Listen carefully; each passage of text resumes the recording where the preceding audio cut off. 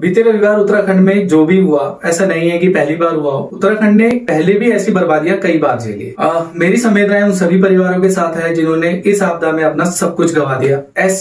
ऐसा प्रकृति का तांडव हर साल 2 साल में हमें देखने को क्यों मिलता है? इस सबको जानने के लिए हमें समझना पड़ेगा हिमालय की संरचना को और हिमालय के, या फिर यूं कहें भारत के जन्म को, या फिर ये चीन की कोई नई साजिश या उसका कोई बहुत ही घातक प्रयोग है। सब पर होगी विस्तार से चर्चा। बने रहिए मेरे साथ द चुल कॉर्नर पर। आप सभी को शेखर सिंह का प्रणाम। तो प्रकृति का ये विकराल रूप उत्तराखंड ने पहले भी कई बार देखा है। 91 में उत्तरकाशी में 6.8 तीव्रता वाला भूकंप आया जिसमें लगभग 750 लोगों ने अपनी जान गंवाई। और 98 में मालपा में लैंडस्लाइड हुआ जिसकी वजह से बहुत सारे लोग आज तक भी मिसिंग हैं। उसके अगले ही साल 99 में चमोली में भूकंप आया जिसमें लगभग 100-125 लोगों ने अपनी जान गंवाई। और 2013 में उत्तर भारत में बहुत सारे बादल फटे जिसकी वजह से लैंडस्लाइड भी हुआ और बाढ़ भी आई और पूरा उत्तराखंड लगभग तबाही के कगार पर पहुंच गया। 5700 लोग उस बाढ़ में मारे गए थे, उत्तराखंड के 5700 लोग। और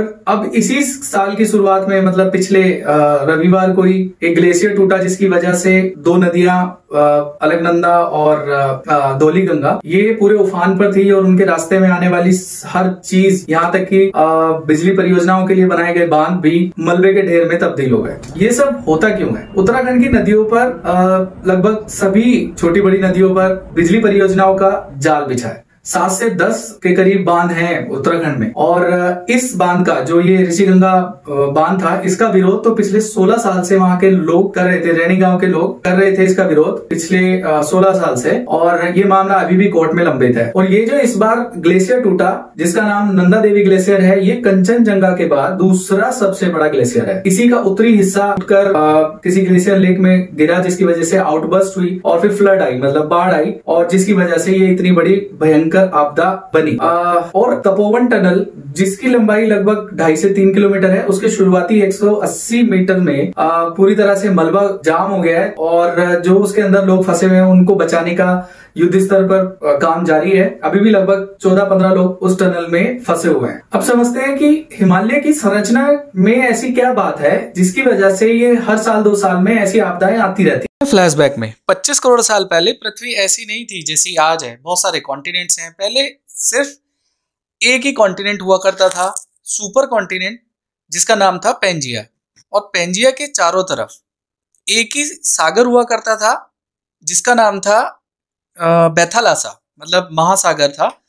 एक ही सागर था बेथालासा नाम का। फिर धीरे धीरे वो कॉन्टिनेंट पेंजिया धीरे धीरे डिवाइड होना शुरू हुआ, कॉन्टिनेंटल ड्रिफ्ट होना शुरू हुआ। वो प्लेट पेंजिया जिसका नाम था, उसकी प्लेटें अलग अलग होनी शुरू हुई और मेनली 2 कॉन्टिनेंट्स बने, लोरेशिया और गोंडवाना। लोरेशिया नॉर्थ साइड में था, गोंडवाना साउथ साइड में। गोंडवाना का ही हिस्सा साउथ अमेरिका और ऑस्ट्रेलिया, इंडिया, अफ्रीका थे।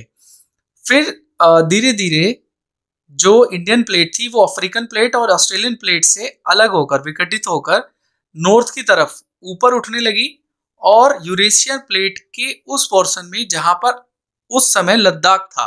लद्दाख कभी भी शुरू से, मतलब जब हिंदुस्तान बना था या हिमालय बना था, तब ये लद्दाख यूरेशिया का हिस्सा था, हिंदुस्तान का हिस्सा नहीं था। तो ये उस जगह जाकर टकराई इंडियन प्लेट जहां पर लद्दाख था।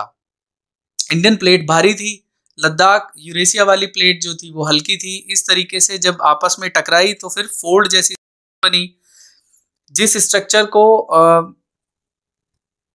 मतलब यही स्ट्रक्चर है जो हिमालय की बेसिक संरचना का मूल रूप है, मतलब बेसिक संरचना है जो फोल्डेड स्ट्रक्चर। इसीलिए हिमालय जो है वो फोल्डेड माउंटेन की लिस्ट में इसका नाम आता है कि ये फोल्डेड स्ट्रक्चर है, फोल्डेड माउंटेन है। अगर तो ये प्राकृतिक आपदा है तो भी हमें सोचना पड़ेगा, वरना प्रकृति हमें हमारे कर्मों का इसी तरीके से आपदाओं के रूप में फल देती रहेगी। और अगर ये चीन की कोई साजिश है तो भी हमें बारीकी से सोचना पड़ेगा, वरना भविष्य में हमें और भी घातक परिणाम देखने को मिलेंगे। मैं इसमें चीन का हाथ होने की क्यों संभावनाएं तलाश रहा हूं, उसके लिए मैं आपको कुछ कारण बताऊंगा। जैसे गलवान की घटना से पहले हमारे और चीन के सैनिक आमने सामने थे, इसको स्टैंड ऑफ सिचुएशन बोलते हैं। और फिर पिछले साल 15-16 जून को गलवान की घटना हुई, जिसमें हमारे 20 सैनिक शहीद हुए और चीन के लगभग दूने। हालांकि ऑफिशियली चीन ने इस बात को कभी स्वीकारा नहीं है कि उसके कितने सैनिक गलवान की घटना के दौरान मारे गए। अभी आजकल पिछले 2-2.5 महीने से हिंदुस्तान में किसान आंदोलन चल रहा है, जिसकी वजह से सरकार और जनता दोनों ही बहुत बिजी हैं। रिहाना एक बहुत ही पॉपुलर सिंगर है, इंटरनेशनल फेम वाली सिंगर है, जिनका लालन पोषण चीन की कम्युनिस्ट सरकार करती है। उससे एक ट्वीट कराया जाता है किसान आंदोलन को लेकर, जिससे कि किसान आंदोलन को भारत से बाहर ले जाकर उसका अंतर्राष्ट्रीयकरण किया जा सके। सबसे ज्यादा चौंकाने वाली बात जो सामने आई है वो ये कि CNN और द एशिया टाइम्स के पिछले 1-2 महीने के लेख में ये चीज बिल्कुल साफ हो जाती है कि चाइना वेदर मॉडिफिकेशन प्रोग्राम पर कितनी मोटी राशि इन्वेस्ट कर चुका है और उसको इस्तेमाल भी करके वो देख चुका है। 2008 में बीजिंग ओलंपिक सेरेमनी के दौरान एक दिन पहले ही वो अपने उस क्षेत्र में बारिश करवा लेता है, ताकि वो इतना बड़ा इवेंट बारिश की वजह से खराब ना हो। दरअसल ये वेदर मॉडिफिकेशन प्रोग्राम है क्या? ये एक क्लाउड सीडिंग होती है। क्लाउड सीडिंग मतलब एक केमिकल होता है सिल्वर आयोडाइड, जिसको आप जहां भी क्लाउड्स हो, बादल हो, वहां पर किसी भी तरीके से, चाहे तो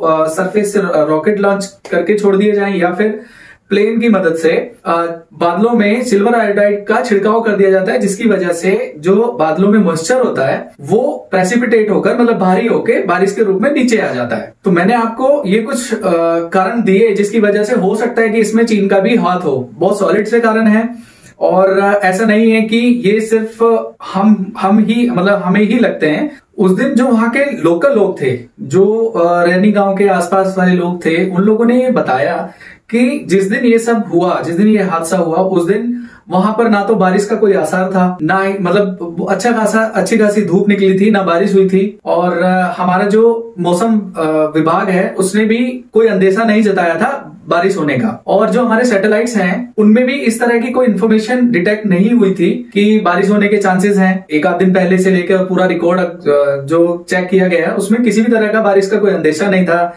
किसी तूफान की कोई पहले से कोई जानकारी नहीं थी। ये सारे पॉइंट्स हैं जिसकी वजह से हम सोचने पर मजबूर हैं कि कहीं ये चीन की साजिश तो नहीं है, मतलब इस पूरी आपदा में कहीं चीन का हाथ तो नहीं है, क्योंकि चीन के साथ हमारे क्लैशेस बहुत लंबे हैं। पिछले 1.5-2 साल से तो हमारी और चीन की जो सेनाएं हैं वो बिल्कुल आमने सामने हैं। बहुत नुकसान झेला है हमने, चाइना का हालांकि डबल नुकसान हुआ है हमारे से ज्यादा।